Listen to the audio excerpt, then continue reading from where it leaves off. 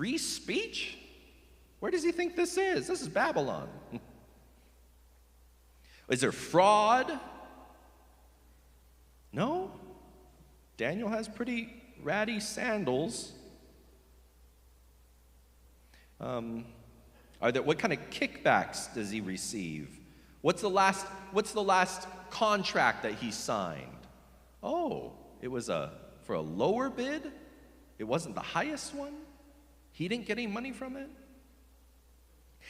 These guys tried to find something wrong with Daniel that they could report to the king and get him demoted, kicked out, so they could be in favor of the king. But they couldn't find anything. And so eventually they said, there is nothing that we can find on this guy. He has integrity. He does business by good morals. So we have to find something wrong with him in respect to his relationship with his God. Daniel is known for being the one that worships that most high God from the past regime. I've heard about him. I've seen him pray by his window. What should we do?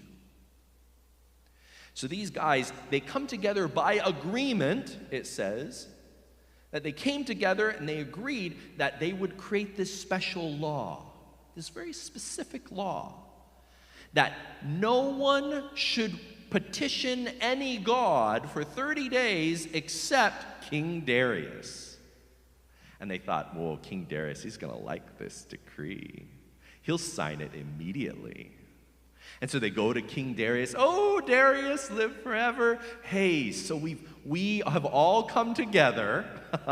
We're all in agreement that this law would be good for solidarity for our kingdom, for connection, for acknowledgement of your regime. I mean, you've been king for how long? Let's seal this. Let's seal your administration. Let's gain favor with everyone. That when people come and make petitions to you, you can grant them. You will be like God to the people. Do you like that, King Darius? And King Darius, yeah, sure. Sounds like a plan. Where do I sign? King Darius, I imagine he takes his ring and he presses that decree, seeing his name written bold and in pretty letters, feeling pretty good about himself.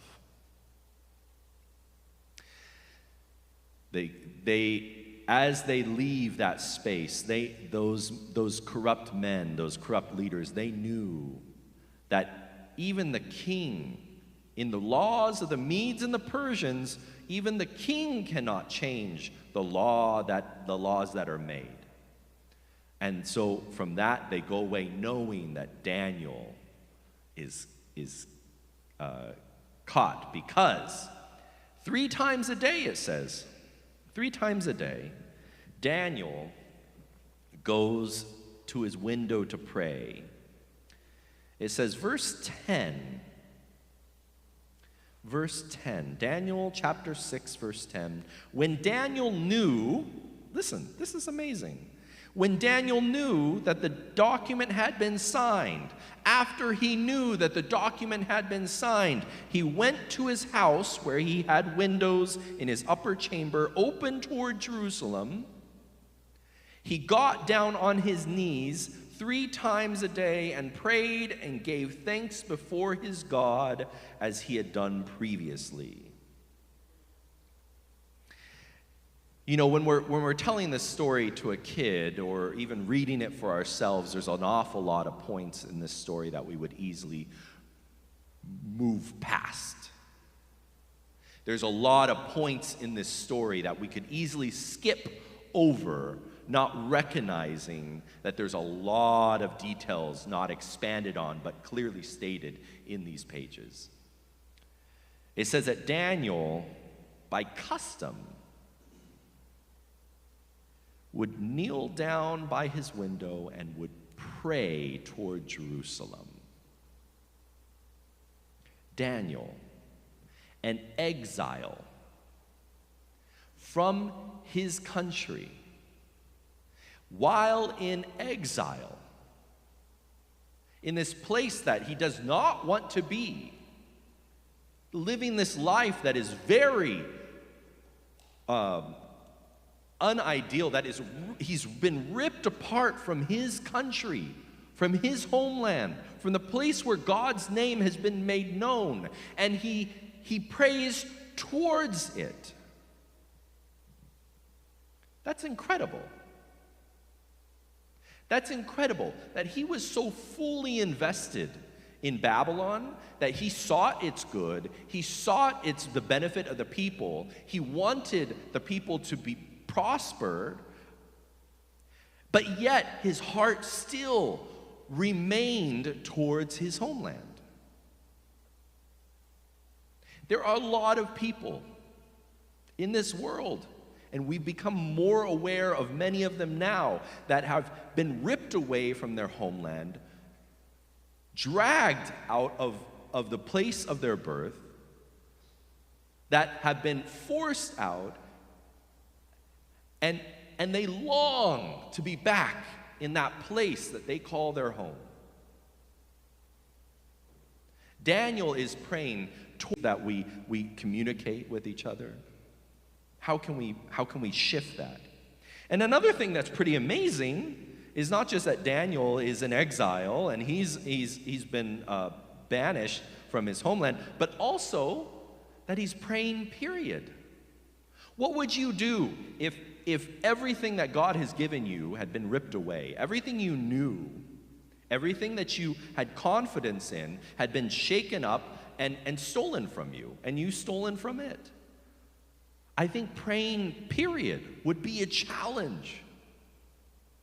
To look up to heaven and say, God, I know that you rule over the affairs of men. What? To say that, God, I know that your will be done on earth as it is in heaven. And you look around at your surroundings. This is God's will? For him to pray 3 times a day toward Jerusalem, it's an incredible period. Forget the decree. The fact he's praying at all is incredible.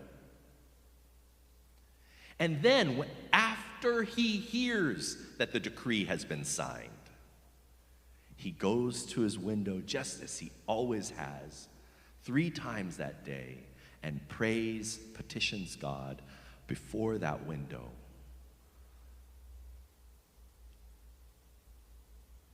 You know, that would have been a perfect day to say, I think I'll just close the drapes today. Maybe I've got a better view from a different window. Maybe, God sees me in private. I'm going to hide in that little closet. But he goes to the window and he prays. Even when he's under persecution and threat, while in exile.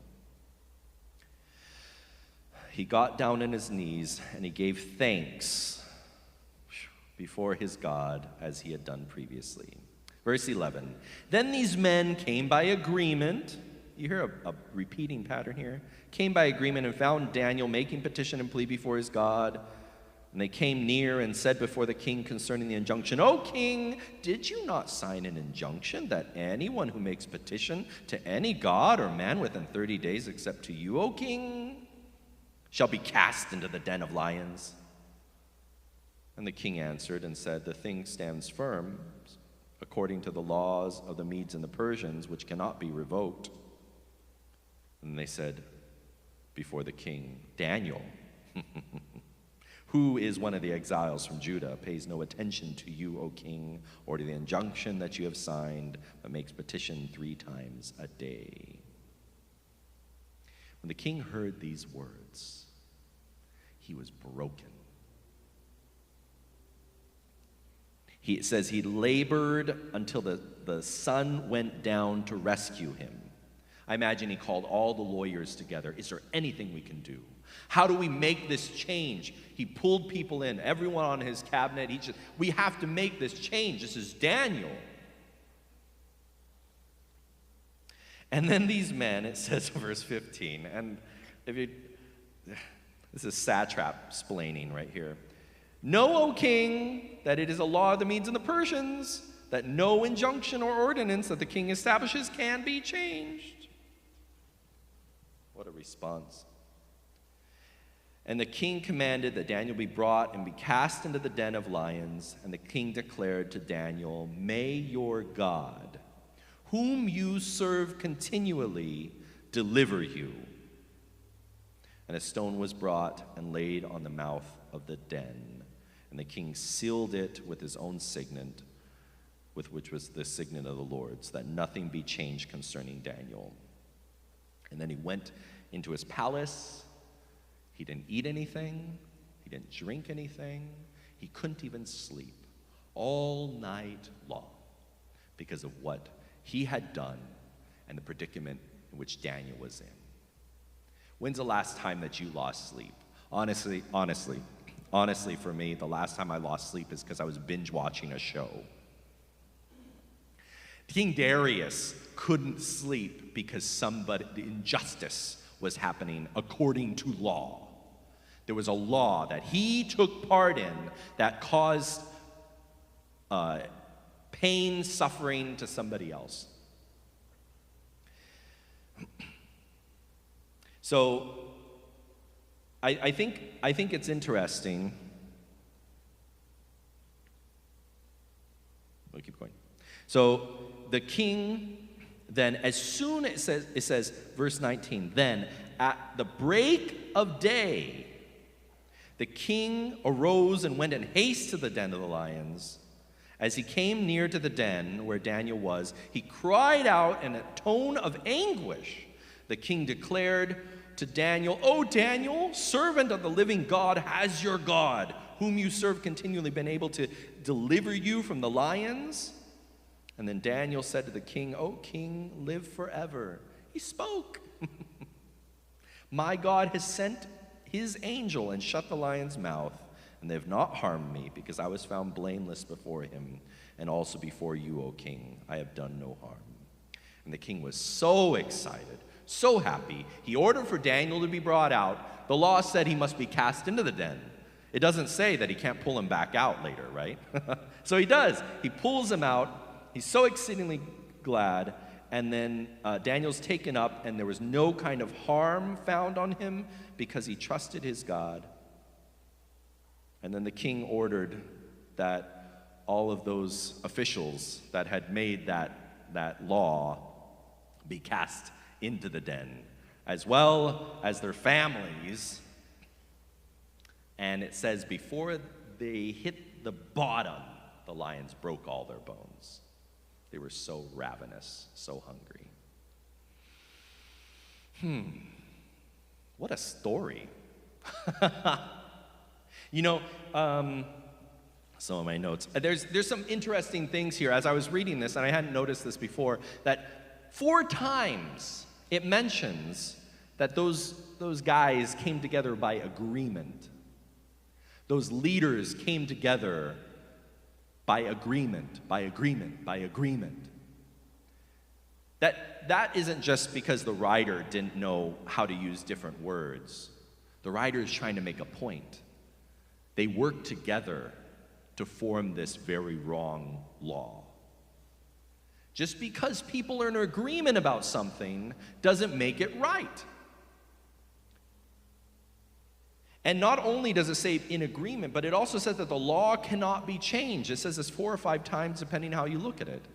4 or 5 times saying that the laws cannot be changed once they're made. I think that this harkens back to a number of issues of that we expect our leaders to live by. And for us as people in a nation where we have a voice and a vote, how should we expect our leaders to act, as well as how should we participate in these decisions of lawmaking? Number one, we should expect integrity and accountability on behalf of our leaders. We should expect that those that are elected into office should be serving the people, serving the welfare of the people, and to do it with integrity. I mean, how many jokes are there about politicians and their smarmy tactics? We shouldn't tolerate it. If somebody is being elected into office, they should be somebody with upright standard of morality demonstrated through the life that they live, inside and outside of that office. And there should be accountability structures where no one can be a king in their kingdom. I think this story also highlights the fact that we need to make sure that we are voting, we are enacting laws that protect religious freedom, to be free from persecution, where worship is not forced. Well, that will be a theme that continues into future chapters of Daniel. That we here in our country we still have religious freedom to worship as we see fit according to our own consciences. In other countries, it is not possible. That religion is forced, and there is no tolerance for any other perspective. A third point, I see that civil disobedience is Daniel saw that a law had been passed, but he saw that it was an unjust law. And so he practiced civil disobedience because it was against a law about his God. And we know that when civil rights were becoming more understood and respected, civil disobedience was the way that many of those laws became established in our country. That unjust laws couldn't be followed. It takes courage to disobey in the face of adversity when you know that a particular law is unethical. And it also shows the role of a leader in promoting justice from the top down. What a beautiful thing that in this particular very rare story that we have a leader that's working on the side of justice. Lastly, which I've never actually heard talked about, but I think is incredibly important, is that these are different aspects of justice and peacemaking. But what about the lions? How many of you have animals, pets, cats, dogs? Can you imagine how hungry those lions were? They were used as tools of punishment. They were used. Today, how many animals, cute little furry things, are used in chemical testing? Cosmetics, antibiotics, drugs of all variety are used on these animals to see what will happen. How sad. What about animal cruelty? What about the suffering of the animals? You know, you heard about Daniel in the lion's den. Can you imagine a lion in a den of Daniels? What type of ethics can we recognize as in the meat industry? I'm not saying don't eat meat necessarily. I think that would be wonderful. But what kind of ethics can we impose in that whole process of raising animals, or even in the dairy industry, or getting of eggs? Like what's happening with the chicken? On TikTok, there was a girl that was saying, like, you know, it's sad when you go into the grocery store and you're reading these labels and it says, you know, cage-free, free-range, pasture, and she goes, what level of persecution do I want my chickens to have suffered in order to give me my eggs? What am I willing to pay for? Like, it's a sad reality that these animals are in these states. Daniel, his story, as he's pulled out, the king then, when he hears these words, he was in so much distress about Daniel, it says, and it says that when King Darius wrote to all the peoples of the nations and languages that dwell in all the earth, he declared this: peace be multiplied to you. Peace be multiplied to you.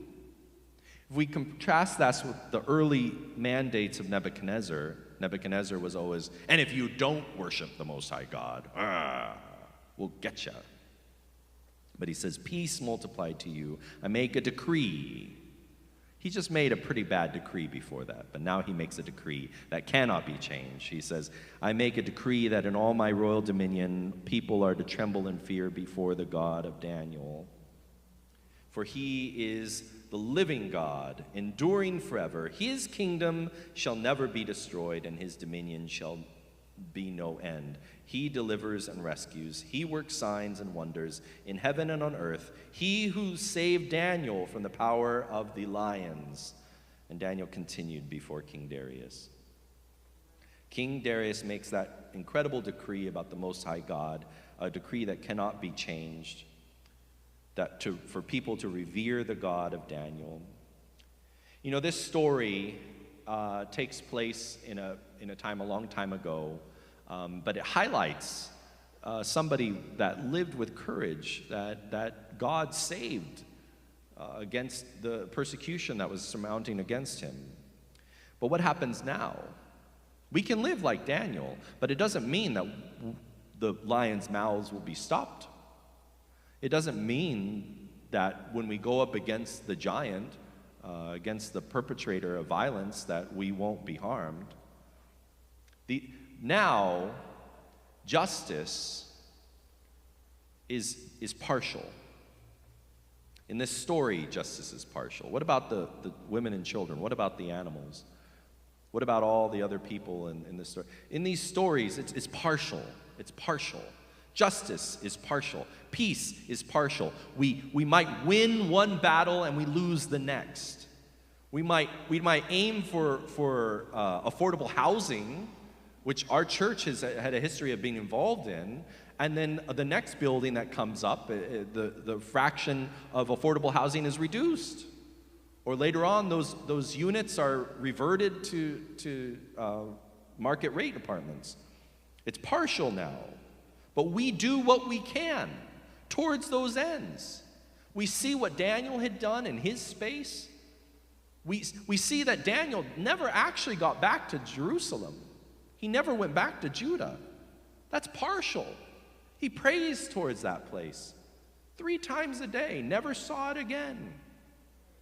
What happens to us, and for those that we hear about on the news in these states of distress that may never see their homeland again? What do we do for those people? We do what we can, but it'll be partial. Everything is partial until the judgment, when all peace and justice will be made right. But we learn, we make these steps, we advance in every sphere that we have. None of us are satraps. None of us are politicians or running for political office. That I know of here. If you are, please talk with me. I got some words for you. But none of us are in these positions where we can declare a law or make a law, but we can vote. And if we can't vote, we can have a voice. We can share our stories. We can listen to the stories of others. Try and understand what position they're in. And then do everything we can to move in that direction. I think the story of Daniel is such a powerful one. It's such an important one. And it's one that can also be speaking about our lives and the way that we live it. How will you live your life? I'd like to pray for you right now. I'd like to pray for you for courage in the space of adversity. If this is also your prayer, pray with me as we complete this time of sermon. God, your justice, we look forward to that incredible day when all wrongs will be made right. Until then, may we do everything within our sphere. To everyone that we're in charge of or connected to, or everyone that we care for, even the animals. May we do what we can do to make peace and justice in this world as we look forward to that day when you make it all right. Lord, when we model our lives after Daniel, recognizing the ideals that you've set out in front of us, give us courage, we pray. And we ask these things in Jesus' name. the God of Daniel. Amen. Amen. May God bless you all.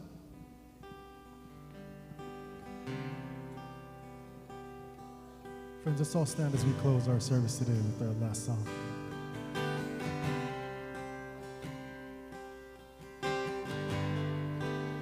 Worthy of every song we could ever sing, worthy of all the praise we could ever bring, worthy of every breath we could ever breathe, we live for you.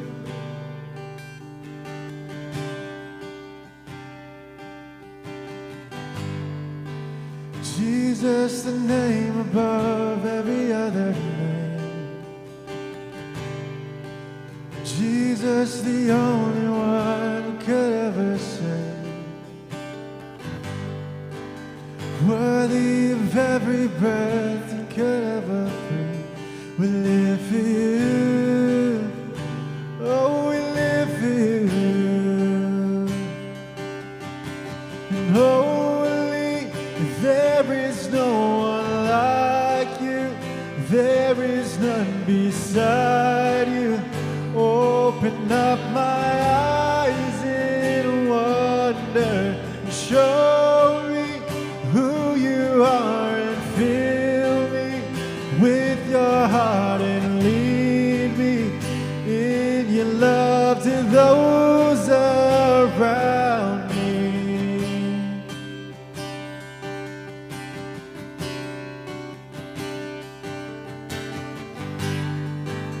Worthy of every song we could ever sing, worthy of all the praise we could ever bring, worthy of every breath we could ever breathe. We live for you.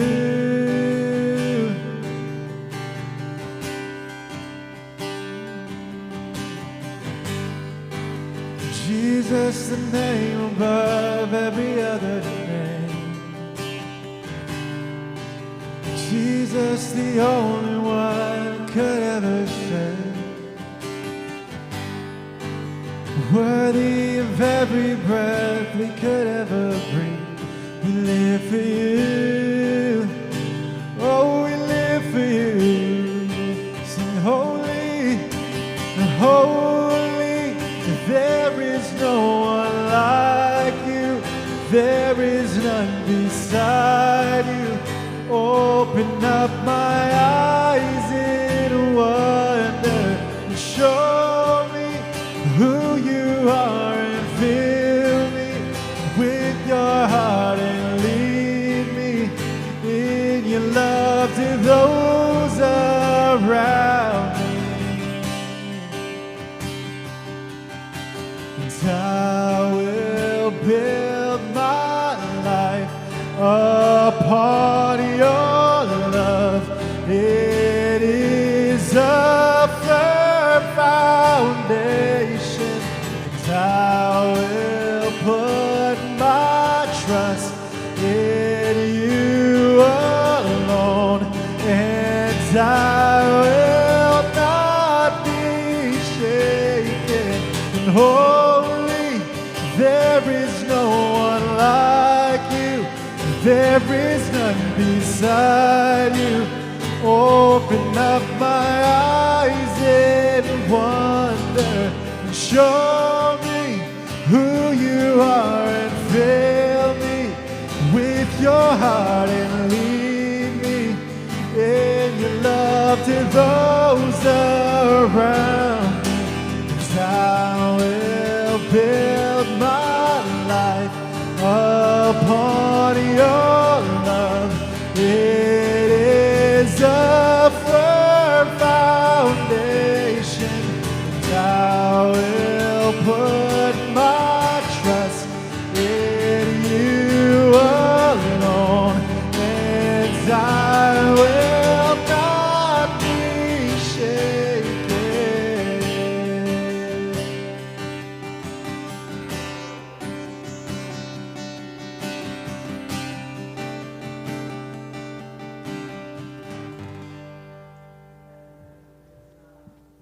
my friends, go be Daniels, and I'll see you back home right here next week. God bless you all. Have a happy Sabbath.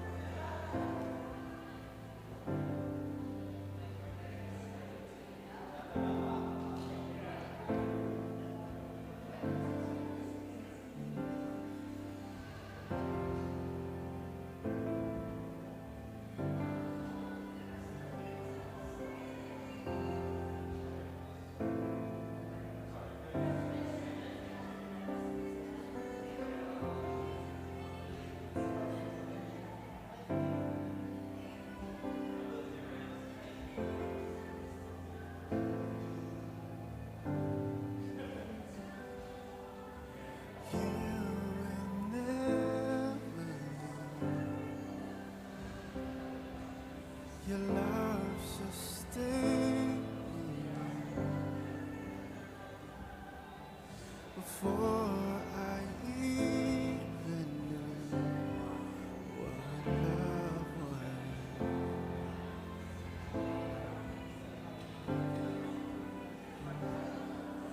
You brought me here to earth, given me space to breathe. So I'll stay still until it sinks in.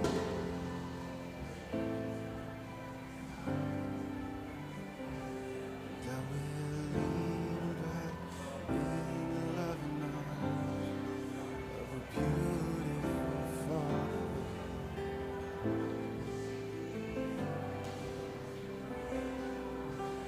Breathe deep and know that He's good. He's a love like no other.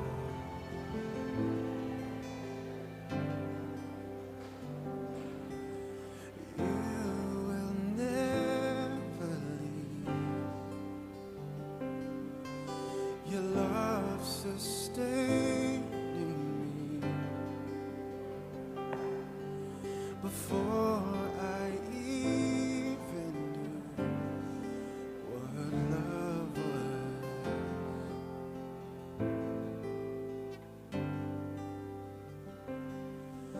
You brought me here to rest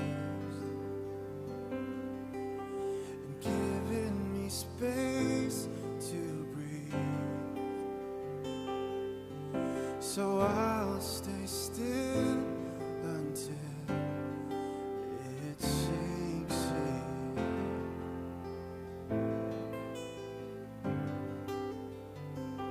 And I will lean back in the loving arms of a beautiful Father.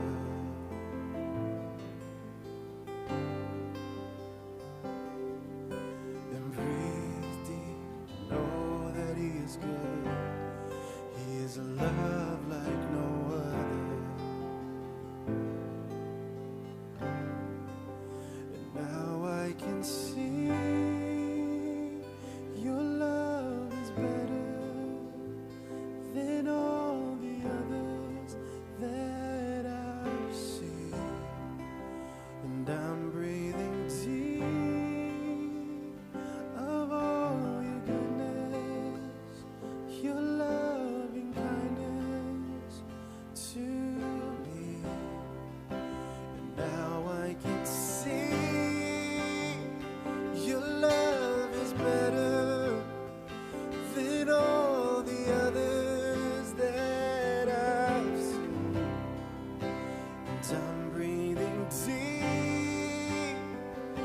for your goodness, your loving kindness to me. And I will lean back in the loving arms of a beautiful Father.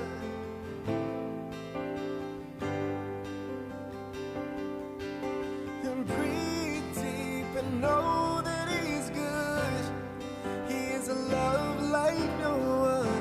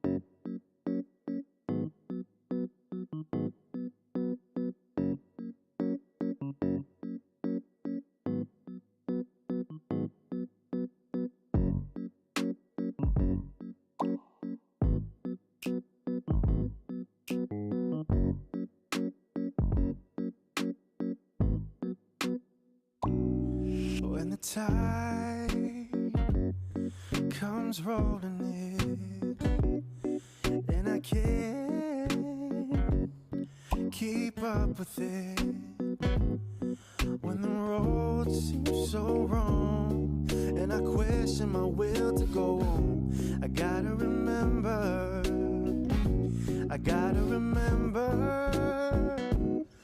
the count 1, 2, 3, I'm still on my feet. Count 4, 5, 6, no, I can't forget. At the end of the day, well, there's blood flowing through my veins. I've got blessings, blessings, blessings to count. Yeah. When I feel unqualified, that I can't make it through, no matter how hard I try. When my dreams get deferred and I'm holding the weight of the world, I gotta remember, I count 1, 2, 3, I'm still on my feet. Count 4, 5, 6, no, I can't forget. At the end of the day, while there's blood flowing through my veins.